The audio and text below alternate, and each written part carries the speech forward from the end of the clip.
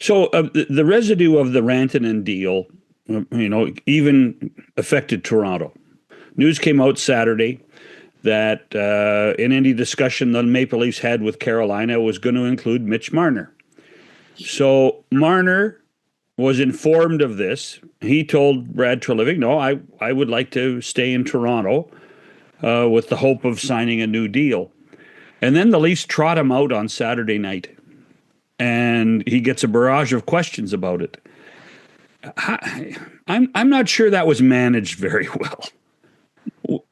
As somebody who's, again, John, they have to make him available. The whole world's talking about it. He has to answer to that. I would suggest that you give him 24 hours and you let him do it on Sunday at home. I would have suggested that. They didn't need to trot Mitch out after a loss. Let them come home. Let him think about it. Let him talk to people. And then, we're going to have an availability on Sunday. We don't have to have it right away coming off the ice. Are you getting soft on me? I'm asking Brian Lawton. You're getting soft. I feel for people. I don't know about you, but see, I have empathy for people. You don't have empathy for people, Yeah. A few things on this. First of all, it's Toronto, and Toronto is its own world. You guys know that. There's lots of teams that you wouldn't see that player again except on the ice. Right. But not Toronto. And I'd imagine they talked to Mitch about it. Mitch is a great player. In a lot of ways, Mitch Marner, Mikko, Rantanen, I mean, these two guys are the creme de la creme. Right. And believe me, many teams think that. Mitch gets beat up because they haven't gone deep in the playoffs, but he's a great player. That was kind of the difference if you were really analyzing those two players. Both had tremendous stats. One guy's won a Stanley Cup, the other hasn't. One guy's a bigger, more stout player, obviously, but both incredibly talented in their own way. That actually would have made sense. But Mitch is considered a little bit of a savage in the market. He's been very aggressive throughout his career, the way that contracts have been done. And he's the one player that if you're an agent, you're salivating to have, because they're going to the distance. Mm-hmm. No matter, they're not going to be intimidated. It's just in their DNA. I see Mitch as that way. And I'm guessing on this, but my view is that if you want to keep Mitch, you're going to pay him. And if you don't pay him, he's happily going to leave. And so you don't think that might be a little bit of an overstatement by me before everybody yells at me from Toronto, but he's a savage. Only Darren will yell at you. Apparently Darren's the only guy yelling today. So I'm more of a realist. You've become this cuddler, protector. Yeah, that's my nature. I've always been that way. One of my first thoughts was, does that affect the decision to say no to being moved at the deadline and I want to be a Toronto Maple Leaf, impact Mitch's bargaining stance with the Toronto Maple Leaf going forward? I think you're misinterpreting it. I don't think Mitch is going anywhere. It's not like, it's not like I just think he said, I'm not going to be traded. I'm going to finish this out and then we'll figure out the contract. If it's with Toronto, then great. I'm sure Mitch would love Toronto. He obviously is there, loves it. So many ties to the community. But at the end of the day, when I say he's savage, I say he's savage in that he'll be looking for top dollar. You're suggesting he's as savage as you've suggested Julien Brisebois and Bill Zito are. That's exactly right. Yeah.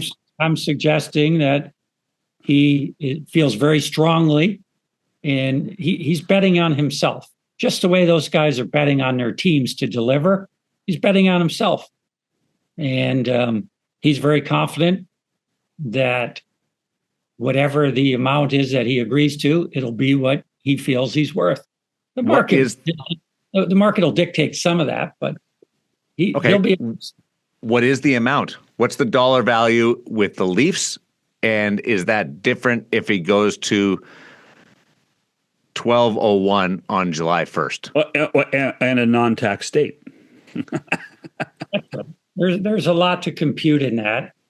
Only Mitch knows that part, but I just feel that he is one of the more fearless players in contract negotiations. We've seen it in the past, and I think we saw it at this time. He likes his teammates. He likes playing in Toronto. They have a really good team. So not that Carolina didn't, but I just don't think he was going to any other team, no matter who it was, no matter what state tax. I think he'll methodically, he just, to me, there's no hometown discount for Mitch Marner. I could be totally wrong on that. We'll all find out, and you guys can call me up and yell at me, but you... Only Darren. Only Darren will you. Only Darren. I will not yell at you lots. Well, you yell at me. Yes, because you deserve it. Oh.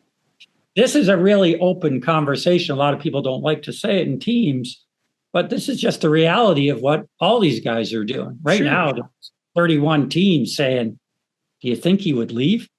Yeah. And it would be a fair question.